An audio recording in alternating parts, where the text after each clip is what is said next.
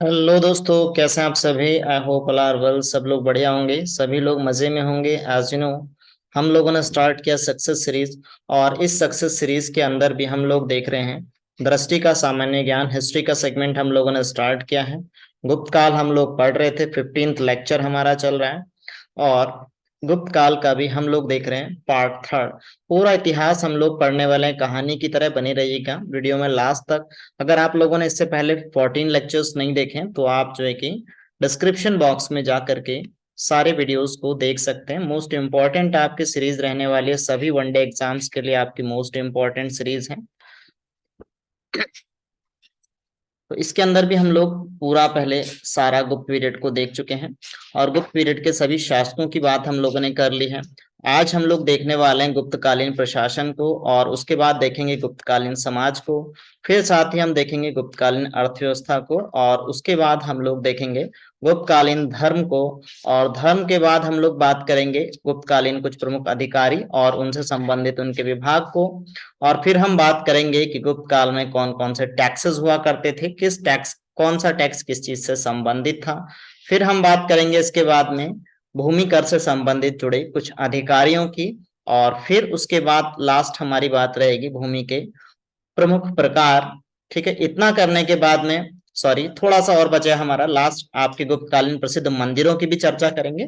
और इसके बाद एक सेशन में आपका और लूंगा मंदिरों से ही रिलेटेड गुप्तकालीन कला, जिसमें आपकी मेनली हमारा जो रहता है, आपकी तीन आपकी पूछा जाता है, बेसर शैली, आपकी द्रविड़ शैली और नागर शैली, पंचायतन शैली।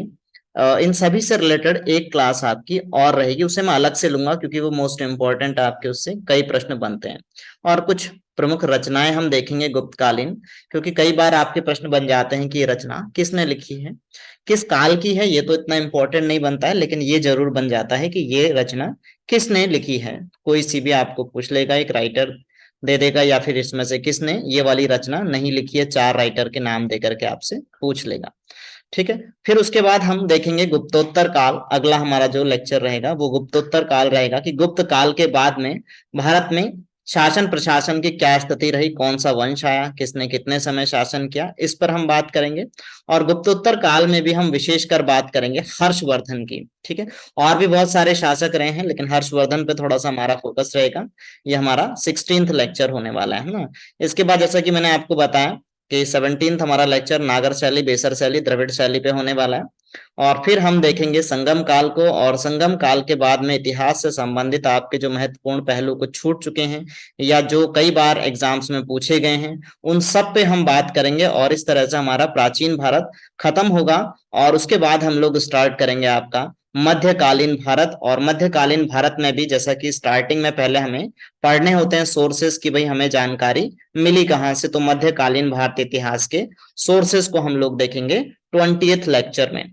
तो स्टार्ट करते हैं फिर हम लोग अपना आज का लेक्चर जो मोस्ट इंपॉर्टेंट होने वाला है। तो बनी रहिएगा वीडियो में लास्ट तक, बहुत ही मजेदार वीडियो होने वाला है। आज हमारे जो हम क्या किस तरीके से पढ़ते हैं, अगर आप लोग नए व्यूवर्स हैं तो आपको पता हो या ना हो, मैं आपको बता दूं कि हम लोग फैक्ट प्लस कॉन्सेप्ट दोनों चीज को देख करके चलते हैं। कॉन्सेप्ट हमारा हो चुका है, आज हम लोग इससे रिलेटेड इंपॉर्टेंट फैक्ट्स पे बात करेंगे। दृष्टि का सामान्य ज्ञान एज इट इज, मैंने आपको बुक से ये इमेजें ली हैं और यहीं से हम लोग स्टार्ट करने वाले हैं अपना। तो मेनली हम लोग पहले बात करेंगे गुप्तकालीन प्रशासन की। तो प्रशासन में हमारा जो है कि मेनली जो आपके अधिकारी थे, कुछ अधिकारी आपको दिए गए, जैसे दंड नायक किससे संबंधित है, ये न्याय से संबंधित है। महाबलाधिकृत यानी कि बल से संबंधित सेना नायक है आपका। और संधि विग्रह विदेश मंत्री, ये तीनों के तीनों मंत्री आपके सेंट्रल लेवल के अधिकारी हैं, केंद्रीय स्तर के अधिकारी हैं। तो ध्यान रखना है, दंड नायक संबंधित है, न्यायाधीश, बलाधिकृत संबंधित है, सेना नायक, और आपके संधि विग्रहिक संबंधित है, विदेश मंत्री हैं ये। और इस काल में अधिकारियों के पद धीरे धीरे कैसे होने लगे थे, बाद में वंशानुगत होने लगे थे, जबकि पहले, इससे पहले ये वंशानुगत नहीं होते थे। और एक ही व्यक्ति को एक से अधिक पद दिए जाने लगे। मोस्ट इंपॉर्टेंट बात, एक ही व्यक्ति को एक से अधिक पद दिए जाने लगे। अब आपको ये बात को ध्यान रखना है, ठीक है, कि एक से अधिक पद एक ही व्यक्ति को दिए जाने लगे हैं। अब एक मिनट थोड़ा सा, बस wait. Wait a minute, 1 minute.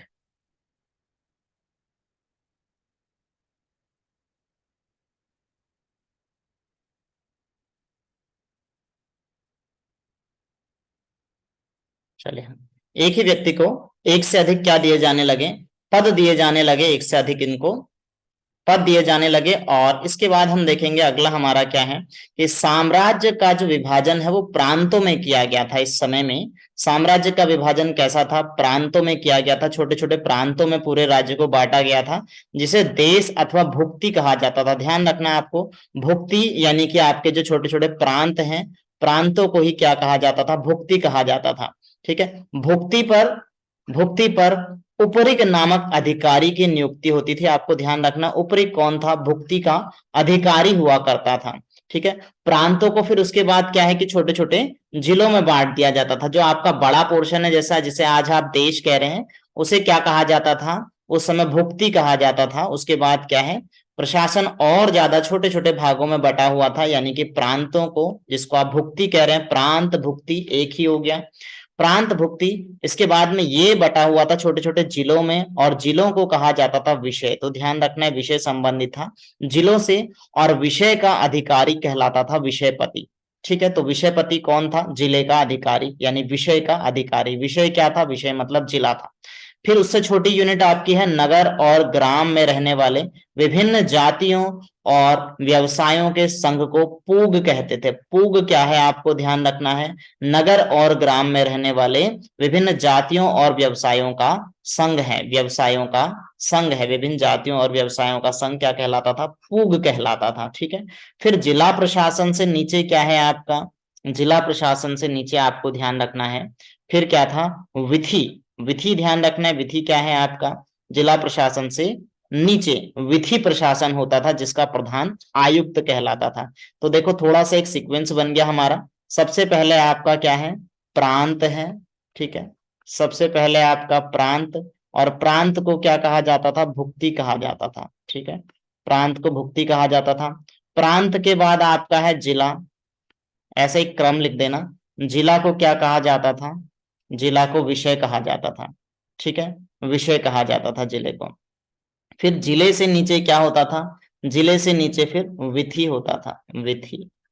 तो ये आपको क्रम ध्यान रखना है, और इनके अधिकारियों को ध्यान रखेंगे, किसको क्या कहा जाता था। ठीक है, ये एक सीक्वेंस आपका बन गया, इसको आपको ध्यान रखना है। ठीक है, फिर इसके बाद में आगे अगर हम चलते हैं थोड़ा सा, विधि के अधिकारी को हमने क्या कहा, जिला प्रशासन से नीचे विधि होता था, और इसका प्रधान क्या कहलाता था, आयुक्त कहलाता था। इतना हम लोग देख चुके हैं। ठीक है, इसके बाद हम लोग बात करेंगे गुप्तकालीन समाज की, कि समाज कैसा था। प्रशासन के बाद थोड़ा सा काम करेंगे समाज के बारे में, कि समाज कैसा था। तो कायस्थ का विवरण सर्वप्रथम याज्ञवल्क्य स्मृति में मिलता है। जाति के रूप में कायस्थों का सर्वप्रथम वर्णन ओशनम स्मृति में मिलता है। यानी कि यहाँ पर समाज में बात की है, समाज में कायस्थ जो है कि एक तरीके की जाति होती है। कायस्थों का जो वर्णन है सबसे पहले आप देखेंगे कहाँ मिलता है, याज्ञवल्क्य स्मृति में मिलता है। और जाति के रूप में कायस्थ, कायस्थ जो शब्द है सबसे पहले आप बात करेंगे, कायस्थ शब्द जो है कि आपका याज्ञवल्क्य स्मृति में मिलता है। और जाति के रूप में अगर आप कायस्थ की बात करें तो ये ओशनम स्मृति में मिलता है। और साथ ही साथ क्या है, इस काल में वैश्यों की सामाजिक दशा में गिरावट आई, वैश्यों की सामाजिक दशा में गिरावट आई, किंतु शूद्रों की स्थिति में सुधार दिखाई दिया। और क्या है, याज्ञवल्क्य स्मृति में महिलाओं को संपत्ति का अधिकार दिया गया। भाई महिलाओं को संपत्ति का अधिकार दिया गया, किसमें बताया गया है, ये याज्ञवल्क्य स्मृति में हमको देखने को मिलता है कि गुप्त काल में महिलाओं को क्या दिया गया, संपत्ति में अधिकार दिया गया। थोड़ा सा और आगे चलते हैं तो क्या है आपका, अधिकार दिया गया। अच्छा एक चीज और ये देखेंगे आप कि स्त्री धन विवाह आदि के समय में, है ना, स्त्री धन विवाह आदि के समय में वधु को माता पिता से, सास ससुर से प्राप्त सभी उपहार को क्या कहा जाता था, स्त्री धन। स्त्री धन क्या है, शादी के समय में कुछ मम्मी पापा अपनी बेटी को देंगे, कुछ सास ससुर की तरफ से बेटी को मिलता है, इसी को क्या कहा जाता था, स्त्री धन कहा जाता था। इसके अलावा कालिदास के मेघदूत में, कालिदास की जो रचना है मेघदूत, इसमें देवदासी प्रथा, देवदासी प्रथा, और साथ ही साथ कालिदास का ही एक दूसरी रचना है अभिज्ञान शकुंतलम, इसमें जो है कि अवगुंठन शब्द का प्रयोग पर्दा प्रथा के लिए किया गया है। यानी कहने का मतलब यह है कि गुप्त काल में ही लगभग लगभग दास प्रथा भी स्टार्ट हो गई थी। दासी प्रथा, दास प्रथा अलग है, दासियां रखने का प्रचलन था। और पर्दा प्रथा, तो पर्दा प्रथा के लिए अवगुंठन शब्द का प्रयोग अभिज्ञान शकुंतलम में किया है। और साथ ही साथ जो है कि आपका दासी प्रथा मेघदूत से पता चलता है, दासी प्रथा के बारे में। ठीक है, ये कालिदास की रचनाएं हैं दोनों, मेघदूत और अभिज्ञान शकुंतलम। सती प्रथा का प्रथम अभिलेख्य साक्ष्य कहां से मिलता है कि भाई हाँ भाई सती प्रथा स्टार्ट हो गई थी, तो 510 ईस्वी के भानुगुप्त के एरण अभिलेख से प्राप्त होता है। यानी कि एरण अभिलेख से हमको प्रथम सती अभिलेख का पता चलता है, 510 ईस्वी में पहला साक्ष्य मिलता है। कहां से मिलता है, एरण अभिलेख से मिलता है। किसने बना लिखा है एरण अभिलेख, किसका है ये, भानुगुप्त का है। ठीक है, ये हमको कुछ आपकी क्या है, थोड़ा सा इसके बाद आगे बढ़ते हैं तो फिर हम बात करेंगे अर्थव्यवस्था की, कि भाई गुप्तकालीन अर्थव्यवस्था कैसी थी। ये पॉइंट आपको बिल्कुल एज इट इज रट लेने हैं। एक एक पॉइंट आपका क्या है, प्रीवियस ईयर क्वेश्चन से बना हुए पॉइंट है सारे ये। तो गुप्तकालीन आर्थिक जीवन की बात करेंगे, अर्थव्यवस्था कैसी थी, तो यहाँ पे क्या है, जहां मुद्रा अर्थव्यवस्था और वाणिज्य व्यापार में ह्रास देखा गया। यानी कि यहाँ की जो मुद्रा अर्थव्यवस्था थी उसमें भी ह्रास, कमी देखी गई, और वाणिज्य व्यापार में भी कमी देखी गई। यानी अर्थव्यवस्था थोड़ी सी डामाडोल स्थिति में देखी गई, जबकि कृषि अर्थव्यवस्था में बहुत ज्यादा प्रसार देखा गया, कृषि में बहुत ज्यादा प्रसार देखा गया। ठीक है, और साथ ही साथ क्या है, गुप्त काल में उत्तर भारतीय व्यापार ताम्रलिप्त यानी कि बंगाल पत्तन से संचालित होता था। ताम्रलिप्त क्या है, बंगाल पत्तन है। पत्तन क्या होता है, जहां पर शिप्स वगैरह रुकते हैं, जिसको आप पोर्ट कहते हैं। ठीक है, तो गुप्त काल में उत्तर भारतीय व्यापार कहां से होता था, उत्तर भारतीय व्यापार होता था ताम्रलिप्त यानी कि बंगाल पत्तन से होता था। गुप्तकालीन शासकों ने सर्वाधिक स्वर्ण, आपकी क्या है, स्वर्ण मुद्राएं जारी की थी। सोने के सर्वाधिक सिक्के किसने जारी किए, ये आपसे कई बार प्रश्न पूछ लिया जाता है। तो आपको ध्यान रखना है कि सोने के सर्वाधिक सिक्के गुप्त काल में जारी हुए। ठीक है, तो गुप्त शासकों ने सर्वाधिक स्वर्ण मुद्राएं जारी की, यानी कि सर्वाधिक सोने के सिक्के जारी किए, जिनको उनके अभिलेखों में क्या कहा है, दीनार कहा है। ठीक है, तो आपको ध्यान रखना है कि दीनार क्या है, दीनार सोने के सिक्कों को कहा गया है, सोने के सिक्के दीनार कहलाए। ठीक है, सोने के सिक्के दीनार कहलाए। किसने जारी किए सर्वाधिक सोने के सिक्के, गुप्त शासकों ने सर्वाधिक सोने के सिक्के जारी किए। ये आपको ध्यान रखना। राइटिंग का थोड़ा ऐसा ही भाई, राइटिंग पेड पे लिखने का इतना हैबिट है नहीं, तो आप राइटिंग पे ना जाए, बस कंटेंट पे ध्यान दें, अपनी पढ़ाई पे ध्यान दें। ठीक है, आपकी राइटिंग अच्छी होनी चाहिए, मेरी कैसी भी हो वो मायने नहीं लगता। ठीक है, इस काल में मंदिरों और ब्राह्मणों को जो भूमि दान में दी गई उसे क्या कहा गया, ध्यान रखना है, अग्रहार। तो दो टर्मिनोलॉजीज यहाँ पर आपको मिली है, एक तो दीनार मिल गया। ठीक है, दीनार क्या है, गुप्तकालीन सोने के सिक्के, गुप्तकालीन सोने के सिक्के। धीरे धीरे आ जाएगा राइटिंग। ठीक है, एक्चुअली मुझे टीचिंग पैड पर लिखने की हैबिट है नहीं, इतना प्रैक्टिस नहीं है, जिसके कारण से राइटिंग ऐसी हो रही। गुप्तकालीन सोने के सिक्के दीनार कहलाते थे। ठीक है, दूसरा आपका एक मिला आपको अग्रहार। अग्रहार ध्यान रखना है, ये क्या है, ब्राह्मण और मंदिरों को दान में दी गई भूमि,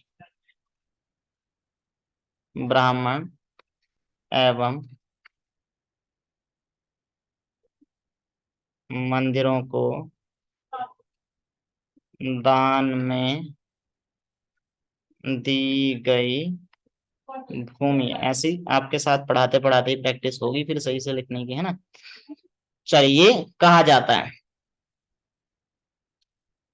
इसके अलावा हम बात करेंगे क्या कि जूनागढ़ अभिलेख में बेगार प्रथा का संकेत मिलता है। बेगार प्रथा का संकेत कहाँ से मिला? जूनागढ़ अभिलेख से मिलता है। काम सूत्र में भी बेगार प्रथा की पुष्टि होती है। कहाँ से? काम सूत्र से, है ना। इसे समकालीन अभिलेखों में क्या कहा गया है? विष्टि कहा गया। समकालीन का मतलब होता है एट दैट टाइम, उस समय ही जो चीजें चल रही हैं।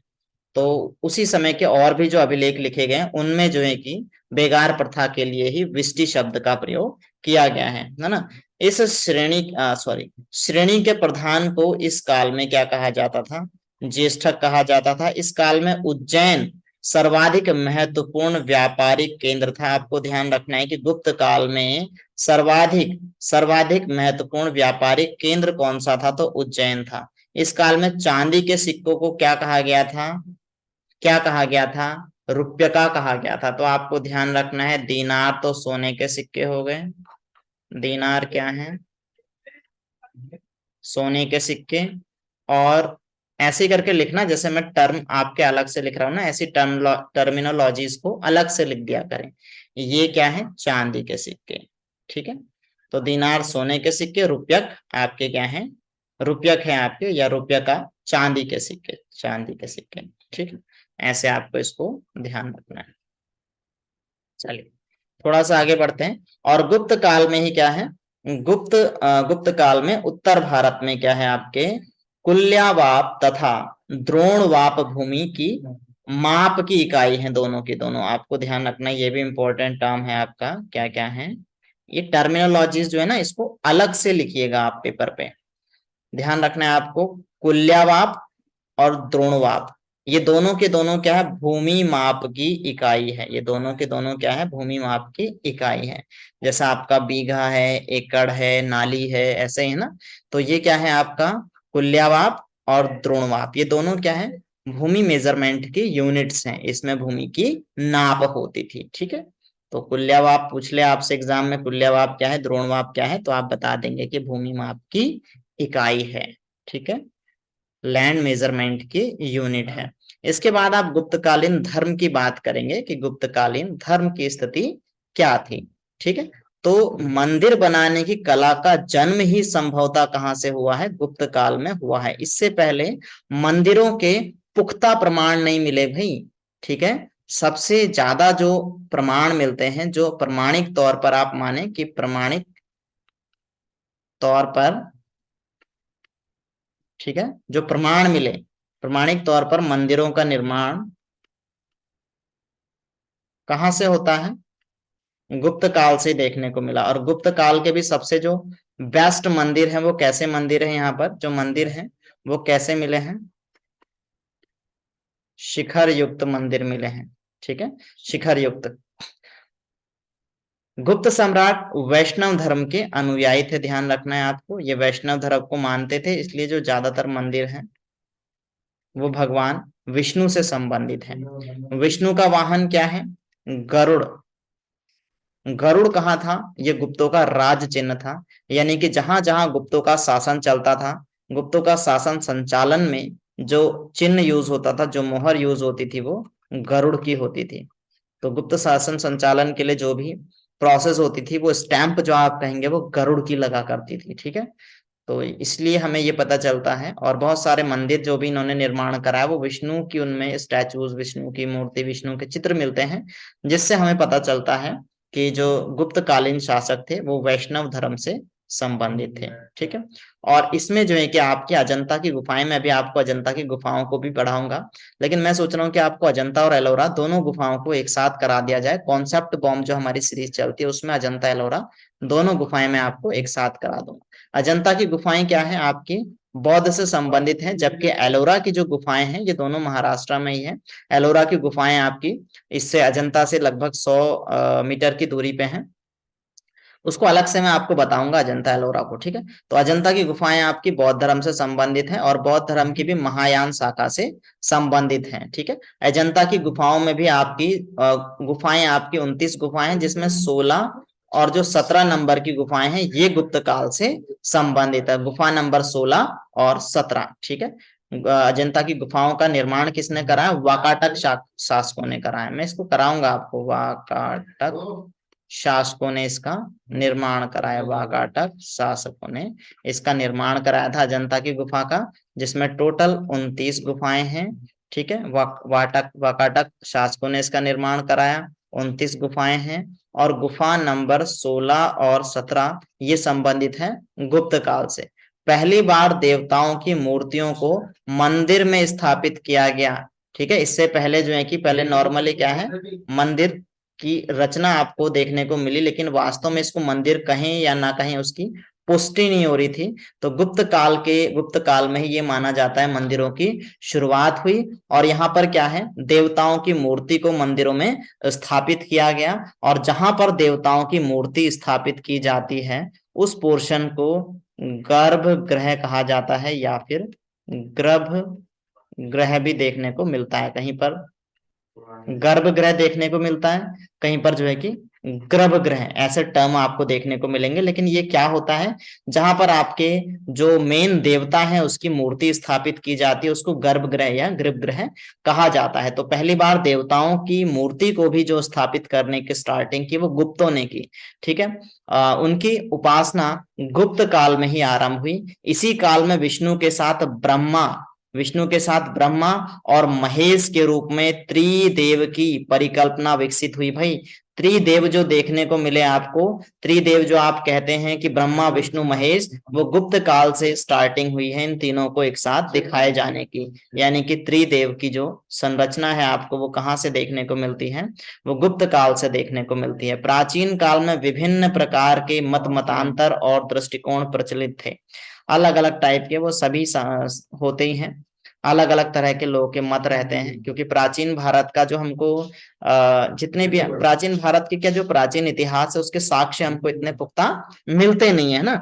जनरली वो हमको कहाँ से मिलते हैं, वो ऐसे ही गुफाओं से, शैल चित्रों से, या फिर आपको जो है कि कहीं किसी की जीवनी से या किसी की प्रशस्ति से, अभिलेखों से, इनसे ही हमको ज्यादातर प्राचीन भारतीय इतिहास के साक्ष्य मिल पाते हैं, है ना। तो इसमें मतांतर तो रहेगा ही, अलग अलग इतिहासकारों का अलग अलग मत आपको इसमें प्राचीन भारतीय इतिहास के साक्ष्यों में देखने को मिलता है। गुप्त काल में चलकर ये षड दर्शन के रूप में स्थापित हो गए, है ना। और षड दर्शन आपका क्या है, ये है सांख्य हो गए, योग हो गए, न्याय हो गया, वैशेषिक हो गया, मीमांसा और वेदांत। यानी कि 1 2 3 4 5 6 छह है, ये 6 दर्शन है, इसको षड दर्शन इसलिए इसको कहा जाता है। ठीक है, और क्या है, सांस्कृतिक उपलब्धियों के कारण ही गुप्त काल को क्या कहा जाता है, भारतीय इतिहास का स्वर्णिम काल कहा जाता है। गुप्त काल को कला एवं संस्कृति के क्षेत्र में क्या कहा जाता है, भारतीय इतिहास का स्वर्णिम काल। यदि आप गुप्त काल को पढ़ते हैं तो गुप्त काल आपको क्या होता है कि हमें जनरली क्या होता है, पढ़ते सभी हैं लेकिन पढ़ने का एक तरीका होना चाहिए। यदि आप गुप्त काल को पढ़ रहे हैं और गुप्त काल की आपने कला एवं संस्कृति को नहीं पढ़ा तो इसका मतलब आपने गुप्त काल को नहीं पढ़ा, क्योंकि गुप्त काल को पढ़ने का जो मेन कारण है वो आपकी कला एवं संस्कृति है। तो आपको गुप्त काल की कला एवं संस्कृति पर ज्यादा फोकस करना है अगर आप किसी बड़े एग्जाम की तैयारी कर रहे हैं। छोटे की भी कर रहे हैं तो भी आपको ध्यान रखना है कि हम जो गुप्त काल को पढ़ते हैं वो गुप्तों की कला एवं संस्कृति के लिए पढ़ते हैं। और इसी को भारतीय इतिहास का स्वर्ण युग कहा जाता है। किसके कारण कहा जाता है, कला संस्कृति एवं विज्ञान के विकास के कारण इसको आप क्या कहते हैं, भारतीय इतिहास का स्वर्णिम युग कहते हैं। किसको, गुप्त काल को। तो आप भूलेंगे नहीं कि भारतीय इतिहास का स्वर्ण युग किसे कहा जाता है, golden period of Indian history किसे कहा जाता है, गुप्त काल को कहा जाता है, ध्यान रखेंगे आप। ठीक है, इसके बाद हम बात करते हैं कुछ गुप्तकालीन अधिकारी और उनसे संबंधित विभागों की। ठीक है, कि कौन कौन से अधिकारी थे गुप्त काल में और क्या क्या उनके विभाग थे, किसको क्या कहा जाता था। ठीक है, तो आपको ध्यान रखना है, महाबलाधिकृत कहा जाता था सेनापति को, बल से संबंधित है ना, बल किसके पास होता है, सेनापति के पास। दंड नायक, दंड आप कौन देगा, जो न्यायाधीश होगा, ध्यान रखना है। संधि विग्रहक, संधि कौन कराएगा, संधि कहाँ होगी, युद्ध और शांति से संबंधित जो मंत्री होगा वही संधि कराएगा। दंड पाशिक, दंड देने का आपको ध्यान रखना है कि स्टार्टिंग आपको कौन देगा, पुलिस विभाग का सर्वोच्च अधिकारी आपको दंड निश्चित करेगा। और विनय स्थिति स्थापक किसे कहा जाता था, शिक्षा और धर्म संबंधित जो अधिकारी होता था उसको विनय स्थिति स्थापक कहा जाता था। भंडारागाराधिकृत किसको कहा जाता था? भंडार आपका राजकोष अधिकारी को कहा जाता था। ठीक है, थोड़ा सा और आगे चलते हैं। और है आपके महाषटपटलिक किसे कहा जाता था? लेखा विभाग का जो सर्वोच्च अधिकारी होता था। प्रहार प्रतिहार किसे कहा जाता था? राज प्रसाद से संबंधित विषयों की देख रेख करने वाले। राज प्रसाद से संबंधित विषय किन्हें कहा जाता है? जो राजा के प्रमुख, जो उसके राजकाज से संबंधित विषय हैं, उनको कहा जाता है। ठीक है, राजप्रसाद से संबंधित विषयों की जो देखरेख करने वाला अधिकारी होता था, उसको क्या कहा जाता था? महाप्रतिहार कहा जाता था। ठीक है, ये चीजें हमारी हो गई कंप्लीट। ठीक, इसके बाद हम लोग थोड़ा सा और आगे इसमें क्या पढ़ेंगे? इसमें हम पढ़ेंगे प्रमुख टैक्स कौन कौन से लगते थे गुप्त काल में, और वो किस से संबंधित थे, किस विषय से संबंधित थे। तो इसको भी थोड़ा सा देख लेते हैं और फिर चलेंगे हम अगले टॉपिक पर। तो क्या क्या है आपका? भाग किसे कहा जाता था? जो भूमि उपज का 1/6 भाग, भूमि उपज का 1/6 भाग जो दिया जाता था, इसी को क्या कहा जाता था? इसी को भाग कहा जाता था। और भोग किसे कहा जाता था? भोग कहा जाता था राजा को प्रतिदिन दैनिक वस्तुएं जो आप भोग रहे हैं, उन वस्तुओं के बदले में दिया जाने वाला टैक्स। जैसे आप फल फूल सब्जी वगैरह जो भी यूज कर रहे हैं, सब्जी यूज कर रहे हैं, पानी यूज कर रहे हैं, नमक यूज कर रहे हैं, खाने पीने की जो डेली यूज की चीजें हैं आपकी, उसके बदले दिए जाने वाला टैक्स भोग कहा जाता था। भूमि की उपज के रूप में दिया जाने वाला टैक्स भाग कहा जाता था। उद्रंग किसे कहा जाता था? जो स्थायी कृषकों को, परमानेंट जो बड़े खेतीहर हैं, उनको जो टैक्स लगता था ऐसे कृषकों पर, उनको कहा जाता, उस टैक्स को कहा जाता था उद्रंग। ठीक है, और ऊपरी कर किसे कहा जाता था? जो टेम्परेरी कृषक हैं, है ना, इस बार किसी से थोड़ी सी जमीन लेके खेती कर ली, फिर अगली बार छोड़ दी, ऐसे जो आपके टेम्परेरी कृषक हैं, फार्मर हैं, उन पर ऊपरी कर लगाया जाता था, उद्रंग लगाया जाता था परमानेंट फार्मर्स पर। ठीक है, जो बड़े फार्मर्स हैं। और आपके भूतावाद प्रत्याय, विदेशी वस्तुओं को जब आप लाएंगे अपने देश में, तो उस पर लगने वाला टैक्स। शुल्क किसे कहा जाता था? सीमा, बिक्री की वस्तुओं आदि पर लगने वाला टैक्स, जो आपका सीमा कर है, आपकी जो बिक्री की वस्तुएं से संबंधित टैक्स है, उसको कहा जाता था शुल्क। ठीक है, इसके बाद थोड़ा सा आगे और चलेंगे। हाँ, ये विभाग के अधिकारियों से संबंधित टैक्स हमने देख लिया। इसके अलावा प्रमुख कर हमने देख लिया। अब हम देखेंगे थोड़ा सा कि भूमि से जुड़े हुए अधिकारी, है ना, टर्मिनोलॉजीज बड़ी पूछी जाती हैं, आपको ये शब्द याद रखने जरूरी हैं। जैसे आपका क्या है, एक टर्म और दे रखा है, क्या? ध्रुवाधिकरण किसे कहा जाता था? तो जो भूमि कर संग्रह अधिकारी होता था, जो लैंड का टैक्स लेता था, अभी तो हमने टैक्स देखा ना, तो टैक्स लेने वाला जो अधिकारी था, लैंड पर टैक्स लेने वाला अधिकारी, उसको कहते थे ध्रुवाधिकरण। ठीक है, ऐसे ही आपका महाषट पटलिक किसे कहा जाता था? जो आय व्यय का लेखा जोखा रखने वाला अधिकारी होता था। ठीक है, और आपका शौल्किक किसको कहा जाता था? जो सीमा शुल्क या फिर आपसे भूमि कर लेते था, उस अधिकारी को कहा जाता था। न्यायाधिकरण किसे कहा जाता था? भूमि संबंधी जो विवाद हुआ करते थे, उनको निपटारा करने वाला अधिकारी न्यायाधिकरण कहलाता था। ठीक है, एक एक टर्म आपका सारे प्रीवियस ईयर क्वेश्चंस अगर आप उठा करके देखेंगे, आपने देखे होंगे पुराने जितने भी आपके एग्जाम्स हुए हैं, उनमें आप देखेंगे तो ये सारे आपके टर्म पूछे गए हैं। तो इसलिए एक एक टर्म को आपको बिल्कुल रट लेना है। ठीक है, भूमि के प्रकार, अलग अलग टाइप की आपकी लैंड हुआ करती थी, किस लैंड को क्या कहा जाता था? तो जो खेती के लिए जमीन यूज होती थी, उस जमीन को कहा जाता था क्षेत्र, है ना। और रहने के लिए जो जमीन होती थी, उसको कहा जाता था क्या? वास्तु। ऐसे ही जो भूमि जोती नहीं जाती थी, है ना, भूमि जोती नहीं जाती थी, जिस पर जुताई नहीं होती थी, नॉर्मल जो लैंड है आपकी, वो कहलाती थी खिल। और अप्रहत यानी कि क्या है, सॉरी, भूमि जोती नहीं जाती थी, बिना जोती गई जंगली भूमि। एक तो क्या है, देखो, भूमि जो जोती नहीं गई वो दो तरह की है ना। एक तो क्या है, बिना जोती हुई भूमि, बिना जोती गई भूमि दो तरह की है। ठीक है, जैसा आपका क्या हो गया, प्लेग्राउंड हो गया, या फिर जो है कि नॉर्मल और किसी भी तरह के आपकी जो ऐसी लैंड है जो जोती नहीं है। एक तो क्या हुआ, किसी कारण से उनकी उस लैंड की जुताई नहीं करी है। एक क्या है, जंगल, जो जंगल वाली लैंड है ना, जंगली भूमि जिसे आप कहेंगे, उसको क्या कहते थे, अपृहत। और ऐसे ही फिर पशुओं के चारा, जहां पर जानवरों को चराया जाता था, चारागाह जिसको आप कहेंगे, उसको क्या कहा जाता था, गोचर भूमि। ठीक है, ये भूमि के प्रकार हैं अलग अलग। ठीक, तो आपको ध्यान रखना है डिफरेंट टाइप्स की लैंड को क्या कहा जाता था।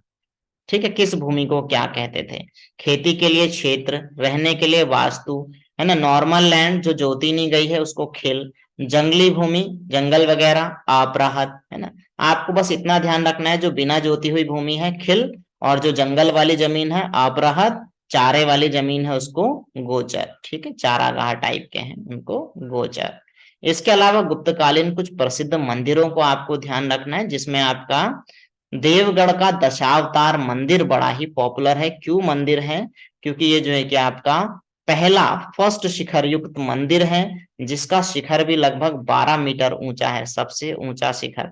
ठीक है, पहला सबसे ऊंचा शिखर युक्त जो मंदिर बनाया गया वो देवगढ़ में बनाया गया। देवगढ़ का भी कौन सा मंदिर, दशावतार मंदिर। कहाँ पर स्थित है ये, उत्तर प्रदेश में स्थित है। तो बाकी और भी आपके मंदिर हैं, ये सारे मंदिरों पे मैं चर्चा आपकी नेक्स्ट लेक्चर में, जिसमें हम जो है कि मंदिर शैली पर बात करेंगे, उस लेक्चर में आज का जो हमारा अगला लेक्चर होगा उसमें हम देखेंगे। तिगवा का विष्णु मंदिर है आपका, कहाँ पर है ये, जबलपुर मध्य प्रदेश में। भूमरा का शिव मंदिर, सतना मध्य प्रदेश में। नचना कुठारा पार्वती मंदिर, पन्ना मध्य प्रदेश में। ज्यादातर जो गुप्तकालीन मंदिर हैं, आपको एक शॉर्ट ट्रिक भी ध्यान रखनी है कि ज्यादातर जो गुप्तकालीन मंदिर है वो मध्य प्रदेश में है। इसमें कम ही मंदिर दिए गए हैं। हम थोड़े सा और मंदिरों पर बात करेंगे नेक्स्ट लेक्चर में, जिसमें हम स्पेशली जो है कि मंदिर निर्माण कला पर बात करेंगे ना। भीतरी गांव का मंदिर, कानपुर उत्तर प्रदेश में। गुप्तकालीन कुछ प्रमुख रचनाओं पर अगर हम बात करें, तो जो ऋतु संहारक लिखी गई है, ऋतु संहार किसने लिखी, कालिदास जी ने लिखी। तो काल ऐसे याद करने के लिए आप अलग अलग करोगे ना तो आपको बड़ा दिक्कत होगा, प्रॉब्लम होगा याद रखने में। आपको क्या करना है, कालिदास जी का एक बार नाम लिखना है और उन्होंने कौन कौन सी रचनाएं लिखी हैं उनके आगे फटाफट उनके नाम लिखते रहने हैं। ऋतु संहारक, मेघदूत, कुमार संभवत संभवम, है ना, रघुवंशम, मालविकाग्निमित्रम, अभिज्ञान शकुंतलम।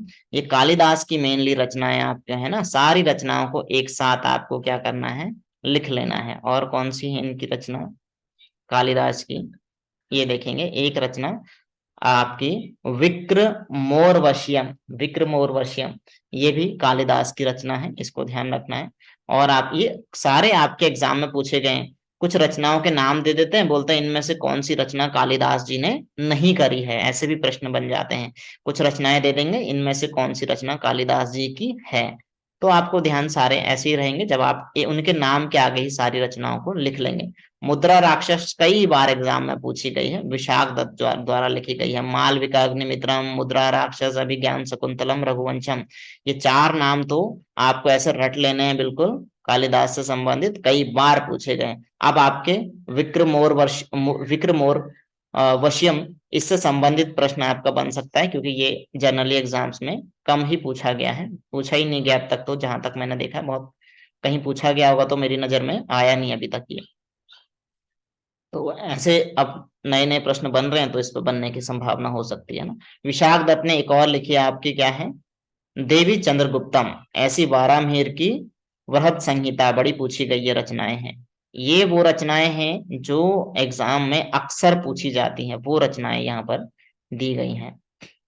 ठीक है, दृष्टि आप में जाना माना नाम है अपने आप में, लेकिन क्या है ना कि बच्चे जब पढ़ते हैं बुक को तो वो फैक्टों को रट नहीं पाते हैं। तो मेरा बस पर्पस यही है इस सीरीज को चला के कि आपको बस कॉन्सेप्ट से जोड़ के ये फैक्ट में याद करा दूं, ताकि आप अच्छे एग्जाम में स्कोर कर पाए। पंच सिद्धांतिका ये वारामिहिर की द्वारा लिखी गई है ना। और जो है कि ब्रह्म सिद्धांत ये ब्रह्मगुप्त द्वारा लिखी गई है। आर्यभट्टम, आर्यभट्ट के द्वारा। सूर्य सिद्धांत आर्यभट्ट के द्वारा। न्यायावतार सिद्धसेन जी के द्वारा लिखी गई है। तो ये रचनाएं और इनसे संबंधित प्रमुख लेखक। पंचतंत्र जाना माना है, विष्णु शर्मा जी ने लिखा है, आपको पता ही है। इसके बाद हम लोग स्टार्ट करेंगे गुप्तोत्तर काल, है ना। गुप्तोत्तर काल के अंदर जो है कि मेनली हम हर्षवर्धन पर ज्यादा फोकस रखेंगे, बाकी हम पढ़ेंगे सभी को, ठीक। जो इम्पोर्टेंट है हमने उसी को ही ज्यादा फोकस करना है, क्योंकि हमें एग्जाम क्वालिफाई करना है, पीएचडी नहीं करना है सब्जेक्ट में, है ना। फिर हम मंदिर शैली की बात करेंगे, गुप्तकालीन कला एवं संस्कृति, मैंने कहा आपसे इम्पोर्टेंट है ये आपका। मैंने हेडिंग आपको जानबूझ करके नागर शैली, वेसर शैली, द्रविड़ शैली दिया है, क्योंकि ज्यादातर प्रश्न इससे ही बनते हैं, लेकिन इसके अलावा भी हम और भी मंदिरों की बात करेंगे, है ना। कला एवं संस्कृति, गुप्तकालीन कला एवं संस्कृति करके टॉपिक आपका रहेगा। अगर आप इसको नोट्स बनाएंगे तो आप लिखेंगे गुप्तकालीन कला एवं संस्कृति, ये हेडिंग डालना। और इसमें भी विशेष कर जो फोकस रहेगा मंदिरों पर, ठीक है, क्योंकि भारत में मंदिर निर्माण की शैली की स्टार्टिंग ही किसने करी, गुप्त शासकों ने करी थी। तो इसलिए बड़ा ही इंपॉर्टेंट ये 17th जो आपका लेक्चर है ये होने वाला है, ठीक है। तो इसी तरीके से पढ़ते रहिएगा, आगे बढ़ते रहिएगा, अपना प्यार यूं ही बनाए रखिएगा। वीडियो को ज्यादा से ज्यादा लाइक करें, चैनल को ज्यादा से ज्यादा सब्सक्राइब करवाएं अपने साथियों से भी, ताकि क्या होता है, इससे क्या होता है, एक मोटिवेशन मिलता है। तभी क्या हम किसी भी जो हम एक पौधे को सींचते हैं, इस उम्मीद में सींचते हैं कि आगे चल के वो कुछ ना कुछ हमको फल देगा, है ना। तो बस यही समझ लीजिए कि आप ज्यादा से ज्यादा रिस्पॉन्ड करेंगे, मुझे लगेगा कि हाँ भाई आप लोगों को सीरीज पसंद आ रही है, आप लोग उसे वॉच कर रहे हैं, देख रहे हैं, कमेंट कर रहे हैं, शेयर कर रहे हैं, तब तो मुझे लगेगा कि हाँ यार ये मेरा वर्थफुल रहा, इतना मेहनत जो भी है मेरा, इसको मुझे कुछ फल मिला, है ना। अदरवाइज मैं इसी तरीके से बनाता रहूं, आप लोगों का उसमें कोई इंटरेस्ट है नहीं, तो फिर कोई फायदा होगा भी नहीं सीरीज को कंटिन्यू करने का, है ना। किसी को जब तक उसका लाभ मिलेगा नहीं तब तक कोई फायदा नहीं है यूट्यूब पे। इस तरीके से बहुत लोग पढ़ा रहे हैं, फिर क्या फायदा मेरा भी अलग से एक और बढ़ जाने का। फायदा तभी होगा जब आप लोगों को उससे कुछ फायदा मिलेगा, आप लोगों को सीरीज पसंद आएगी, है ना। तो पढ़ते रहिए, आगे बढ़ते रहिए। Bye bye, take care.